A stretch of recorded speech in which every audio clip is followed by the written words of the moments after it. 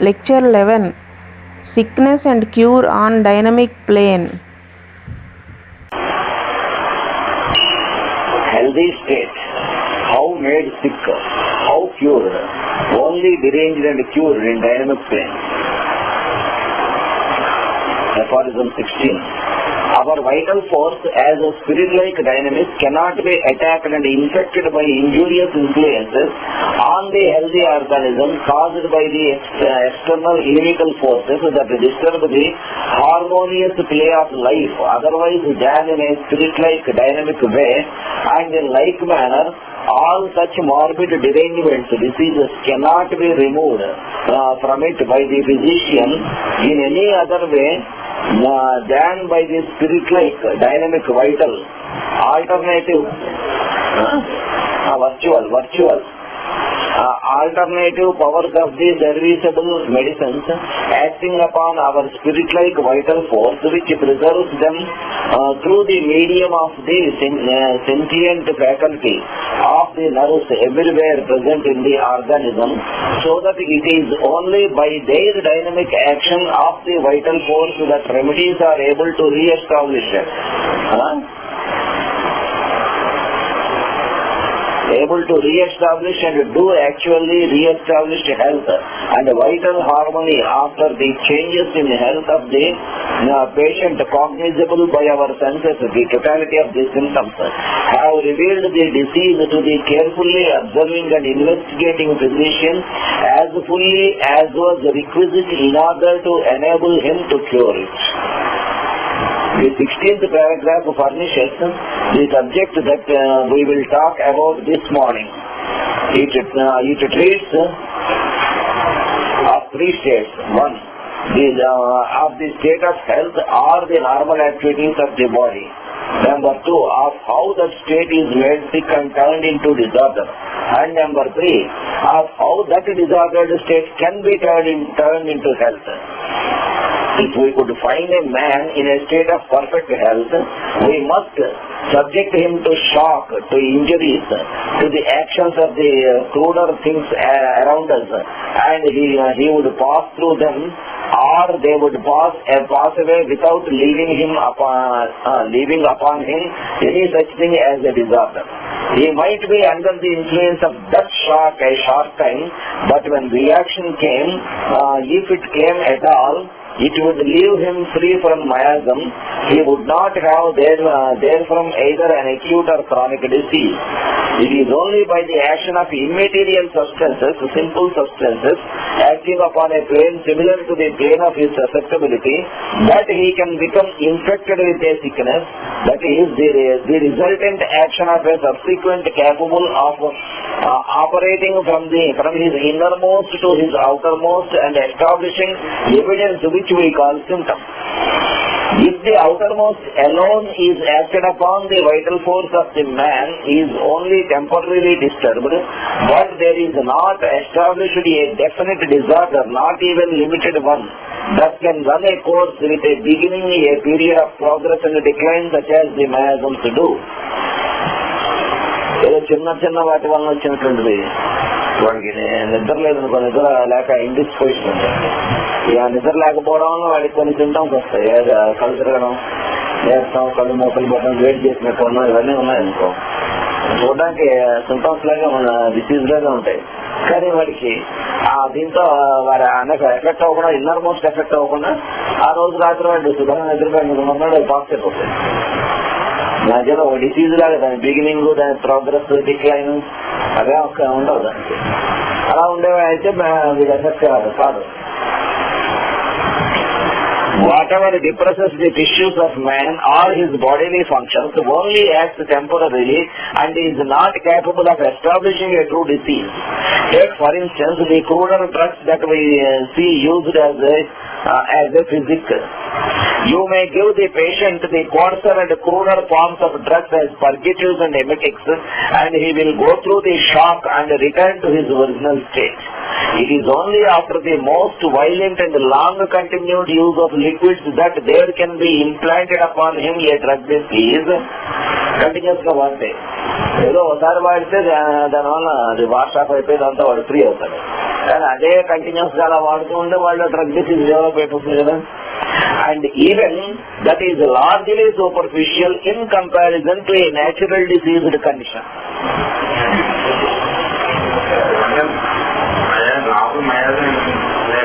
లేకుండా ఉండే అది ఉండే డిసీజ్ కన్నా కూడా ఇంకా సింపుల్ అయింది drug disease. The constant use of bromide of potassium will produce effects in time, but that drug does not go to the depths. It operates upon the tissues, producing a coarser form of disease, but not miasmatic in character. Take also the coarser poisons as an example. Many of them can be taken into the stomach in crude form with very little manifestations upon the vital force. Indeed, the more active and virulent and condensed the poison, the smaller and collective symptoms emerge. The smallpox crust can be swallowed and it will be digested and very little trouble come from it. But the inhalation of the atmosphere that contains the aura of smallpox upon a plane corresponding to the susceptibility of the individual will bring him down with the disease having a definite prodrome, a period of progress and a period of decline, showing that the very foundation of the man's nature has been struck. Small box తాలూకా ఒక పై పొక్కులా వాడితే swallow చేసిన digest అయితే వాడి పోతుంది, వాడి small box రాదు. కానీ స్మాల్ బాక్స్ అనేటువంటిది ఒక ఏరియాలో అది మయాజంగా ఎఫెక్ట్ అయ్యి ఉన్నప్పుడు, అక్యూట్ మయాజంగా ఉన్నప్పుడు దానికి వీళ్ళు ససెప్టబుల్ అయినప్పుడు వీడు డైరెక్ట్ గా దానికి ఇది రాకపోయినా సరే డెఫినెట్ గా వాడు అటాక్ అవుతాడు. అంటే ఆ ససెప్టబిలిటీ లెవెల్లో అటాక్ అవుతారు, అందులో దాన్ని అక్యూట్ మయాజం అంటాడు. Such an operation is upon the internals of man, upon his invisible immaterial substance, and it operates from within out, producing ultimates in his tissues, establishing the results upon the skin. Hahnemann in this paragraph affirms that nothing except in the form of a simple substance can so implant itself upon the economy as to run its course as a disease, either acute or chronic. No disease can implant itself upon the economy through its ultimate forms. Only in its invisible forms can it so act. All diseases known to man are in the form of simple substance, an invisible something that cannot be detected by the chemist or the microscopist and will never be detected in the natural world. Disease cause is known and known only from its effects. It is not capable of investigation by the natural senses and can only be investigated as to its results. Everything that can be seen, felt or observed or detected with the microscope is but an ultimate, a result. It is only by the understanding, by reasoning from first to last and then back again, that we can perceive the disease causes are invisible. The body can be affected, the tissues can be affected, and ultimates can be affected by ultimates. There can be friction between ultimates. Things in this world can collide with other things in this world and they may destroy each other. Ultimates may destroy ultimates. But such a thing as disease occurring in ultimates except through dynamic changes is impossible. Nor can any agency which is an ultimate act upon the human economy curatively, turning into vital order the innermost of life. Vital disorder cannot be turned into order except by something similar in quality to the vital force.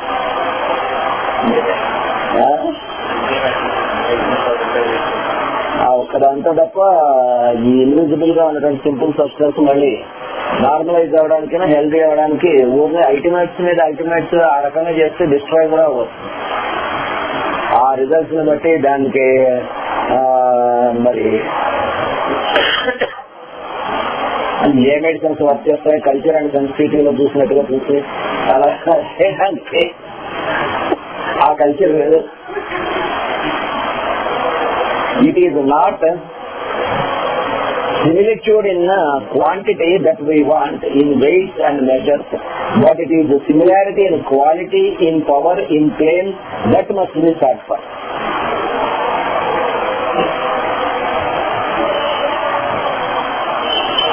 ఎన్ని MG వేశారు, తర్వాత డిసీజ్కి ఎన్ని గ్రాములు medicine వేశారు, అది కాదు. దాని తాలూకు సింపుల్ సబ్స్టెన్స్ మన కంటికి కనిపిస్తుంది కాబట్టి కాజ్ ఆఫ్ ది డిసీజ్. అలాగే మెడిసిన్ తాలూకు సింపుల్ సబ్స్టెన్స్ దాని లెవెల్లో వేస్తే మాత్రం curative. Medicines therefore cannot affect the high and interior planes of the physical economy unless they are raised to the plane of similarity in quality. The individual who needs sulfur in the very highest degrees may take sulfur sufficient to move his bowels, may rub it upon the skin, may wear it in his stockings, can take sulfur baths, all without effect upon his disease. Sulphur హైలో వేస్తాడు, పనిచేసేవాడు. ఇవన్నీ sulphur ని రుద్దుకుని లేకపోతే వాడు sulphur bath చేసేవన్నీ చేసేవాడు. In that form, the drug is not in correspondence with his sickness. It does not affect him in the same plane in which he is sick, and so it cannot affect the cause and flow from thence to the circumference. So with all the coarser drugs, they do not cure.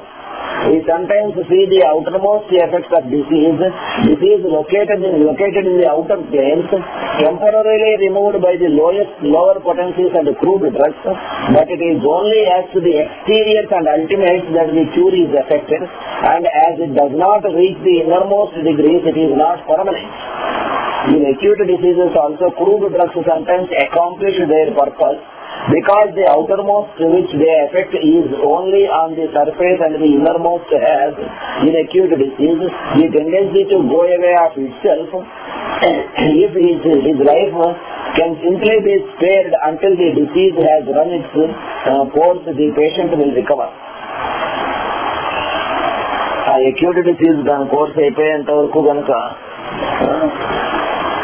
Acute disease దాని course అయిపోయిన తర్వాత patient కనుక strong గా ఉండేవాడు recover అయిపోతే automatic గా ఆ bad effects అనేటువంటి పోతాయి. క్రూడ్ డ్రగ్స్ లో ఇచ్చి అక్యూట్ డిసీజ్ ని క్యూర్ చేసినా కూడా అవి పోతాయి. కానీ ఆ వాడు కనుక వీక్ అయితే అక్యూట్ డిసీజ్ అయ్యేసరికి వాడు వెళ్ళిపోతాడు దాని కోర్స్ అయ్యేసరికి. But the chronic miasms are only reached as to their ultimate symptoms, and these are caused to subside only temporarily or are suppressed by the action of the crude or ultimate forms of medicine. I look back upon the time when my own mind was in a cloud as to this subject, and if I refer to it here, it may be of use to you. I remember when I first read from Hahnemann that potentized medicines would cure the sick, that it seemed to me a mystery. First time కనిపించింది potentise చేసిన cure చేస్తానటువంటి Hahnemann theory అది ఎంత కరెక్టో అనుకున్నారు. I had no knowledge upon which to found belief in such things. I began to practice with the lower potencies and with the crude drugs in attempting to carry out the law, but with these means I was able to cure only superficial complaints. My work was far from satisfactory,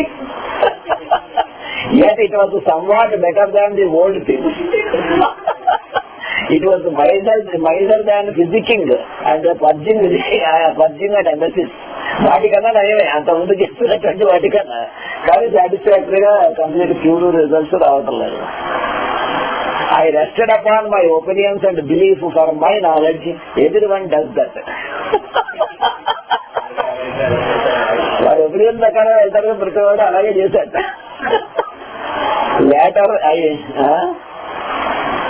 Later I resolved to test the 30th potency to see if there was not yet medicine in it, and I prepared with my own hands the 30th potency of Podophyllum with water on the centesimal scale after the fashion of Hahnemann, having been told that water was as good as alcohol and it was only the attenuation that was required. This was during an epidemic of diarrhea that looked like a Podophyllum, but I had not the courage to do 30th and still continued to use my stronger medicines. తక్కువ potency ఈ potency వేయడానికి ధైర్యం చాలట.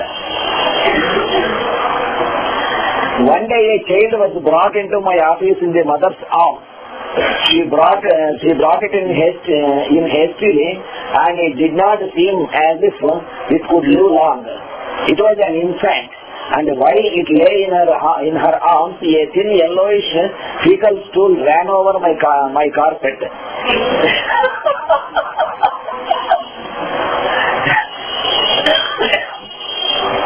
The odor struck me as like that I had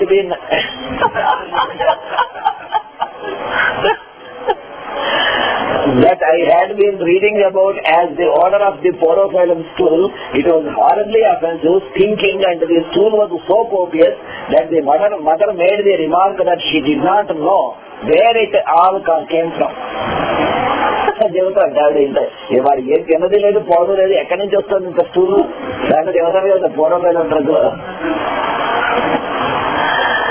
I said to myself, this is a case upon which to test Hanuman's 30th potency.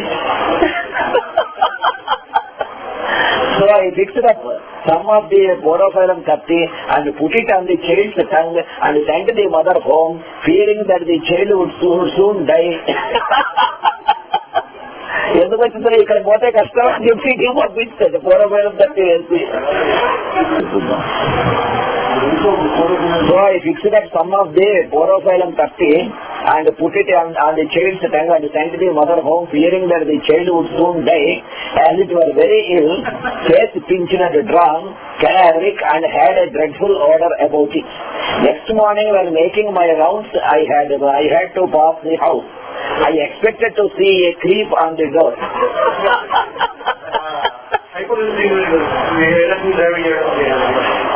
I did not dare to call, though I was very much worried about it, so I drove past, but there was no creep on the door.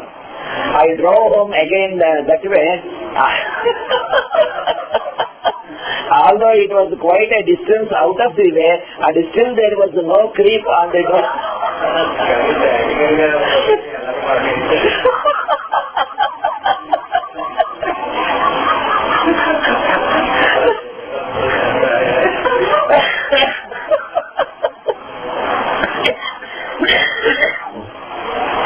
But standing in the doorway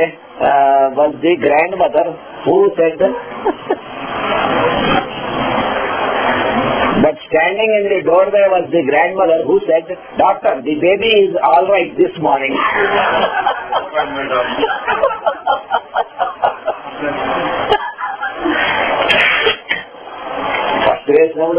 first మొదట్లో వేసినప్పుడు ఉంటాయి. First ఇప్పుడు 70s లో ఇంకా అక్కడికి distance చూడటం, మందులు కట్టిన ఆధార్ మందులు డిస్టెన్స్ మెయింటైన్ చేయడం అనమాట. వచ్చిన మందులు కట్టిన రోజు ఎక్కడికి వెళ్ళొచ్చి అందరు లేరు. ఎవరో కుర్రాన్ని తీసుకొచ్చారు, చిన్న బాబు. విపరీతమైనటువంటి దగ్గు, ఆయాసం, అసలు ఊపిరి తీసుకోలేకపోతున్నాను, ఏం చేయాలో అర్థం కదా. నేను చూసాను, ఏమిద్దామని అనుకున్నాను. సార్ శుభ్రంగా చేసి యాంటీన్ టాప్ కట్టి ఎవరో 15 నిమిషాలు నమస్కారం పెట్టి మర్నాడు పొద్దున తప్పనిసరిగా రండి అని చెప్పాను. అదే ఫస్ట్ మర్నాడు పొద్దున తప్పకుండా రండి, రేపు పొద్దున తీసుకొచ్చి చూపించాను. రేపు పొద్దున ఎలా ఉంటాడు, ఇప్పుడేం ఆయాసం పడుతున్నాడు అనుకున్నా. మర్నాడు పొద్దున వాళ్ళు వచ్చారో లేదా డిస్పెన్సరీ వెరిఫై చేసుకోవడం తీసుకొచ్చాను. వాడి దగ్గరగా ముసలి వాళ్ళు ఉన్నప్పుడు ఒక్కసారి నేను వచ్చేవాళ్ళం కదా. మా ఆవిడ ఉంటే ఇచ్చాను, అలా క్లాసులుగా పెట్టింది. ఎప్పుడైనా పనుల్లో తెచ్చిస్తే సాయంత్రం పూట ఎవరో ఒక్కళ్ళు వచ్చేవారు. ఎవరో అమ్మగారిని మా వదిలే ఉండేవారు. సరే అన్ని కనుక్కో, ముసలి వాళ్ళు సరే అన్ని కనుక్కో మా వదిన ఎవరు పిక్చర్స్ ఇచ్చేది. మర్నాడు వచ్చి నిన్న మంది ఇచ్చారండి, ఆవిడ చనిపోయిన ఆవిడ ఉన్నారా అని అడిగి,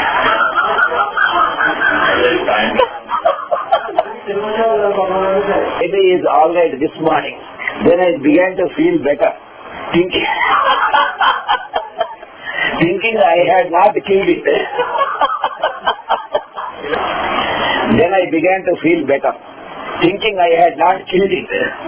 Perhaps some of you have been in the same state of mind.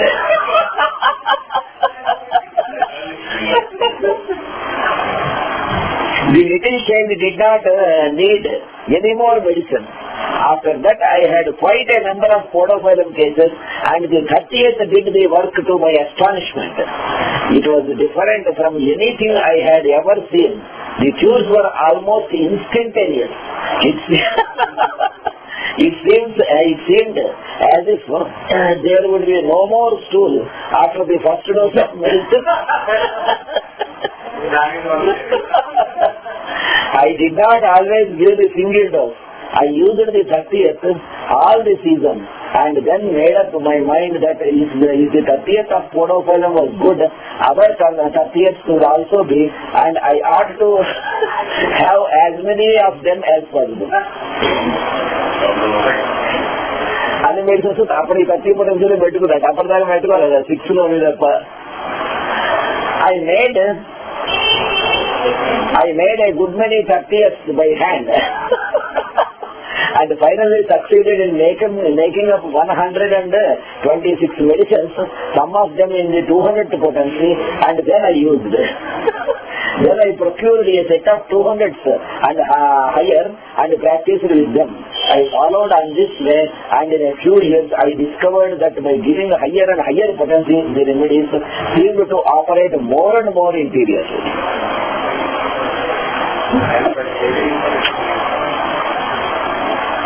I found that a chronic case that would be relieved by moderately high potencies would only improve for a matter of weeks.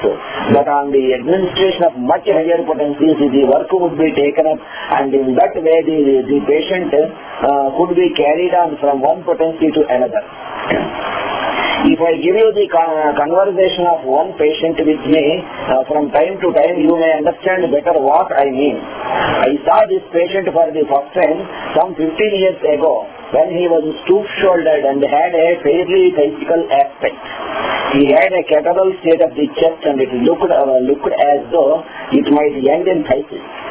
On his symptoms, he received sulfur about 6 m. He was violently aggravated by this dose of medicine. All the symptoms were made worse, and he came back to the office saying that the medicine had made him sick. I had attained knowledge of the aggravation from a similar remedy, so I gave him sugar.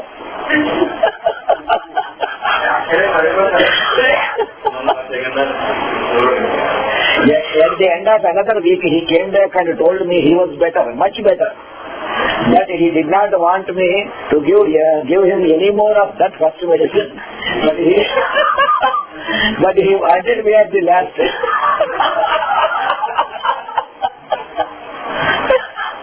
As it had made him so much better.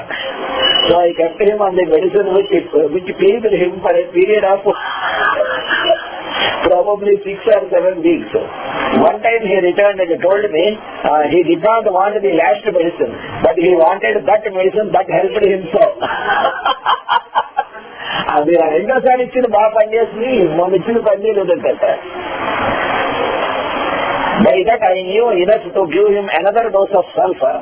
Within the next day or two, he ran in and said, "You young rascal,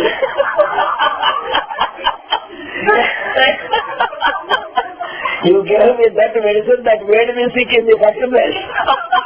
But I only tried the test." So he got sugar again and went on this time for 5 or 6 weeks, or perhaps longer. Then he came back saying, "Now I do not think you understand me, for I am having my old symptoms back. I wish you would study my case again." So I went all over his case, and he got another dose of sulfur 6 m. He reported this time, "Well, I do not feel any better. I am just about the same."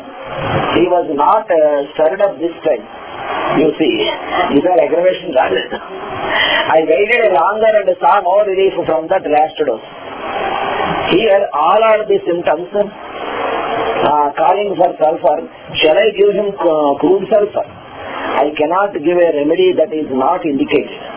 The experience of the older men says, "Go higher." I gave him sulfur 55 m. And in a few days he came back upon me saying, "You rascal, you gave me that first medicine again. I do not want this stuff. That stuff."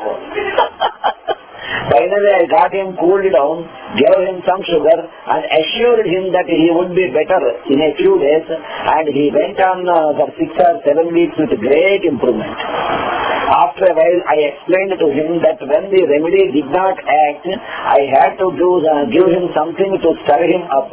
Of course, I did not say anything to him about sugar.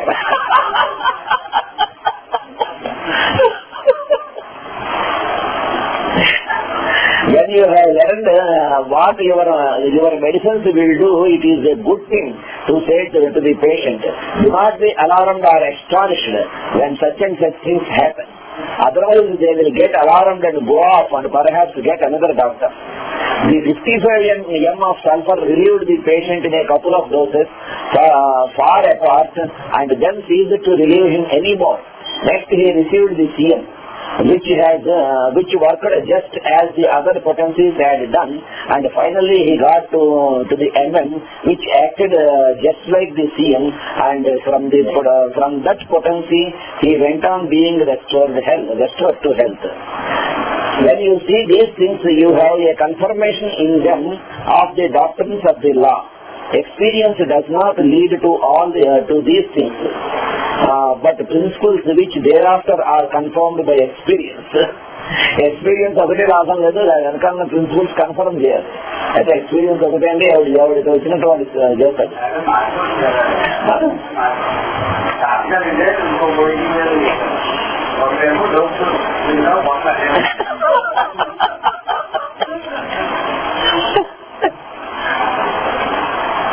When a patient has been carried up through a series of potencies, he will often remain unaffected by that remedy in a lower realm of potency or in the crude unless he is overwhelmingly dosed by it, and then he will be poisoned. The third proposition in this paragraph is that medicines will not act curatively or in a way to turn the body into order and turn off disease unless potentized to correspond to the degrees in which the man is sick. Such as are sick in a middle plane or sick from the plane to the outermost.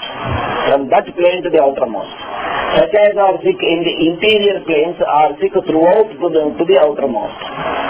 When the disorder is in the very depth of his physical nature, then it is in the form of chronic disease. That is, all there is of him is sick, and as such there is no tendency to recovery, but a continued progress. Such is the order of Sora, syphilis and psychosis. The nutritive plane is entirely in the outermost, that is in the tissues. Assimilation goes on in the tissues.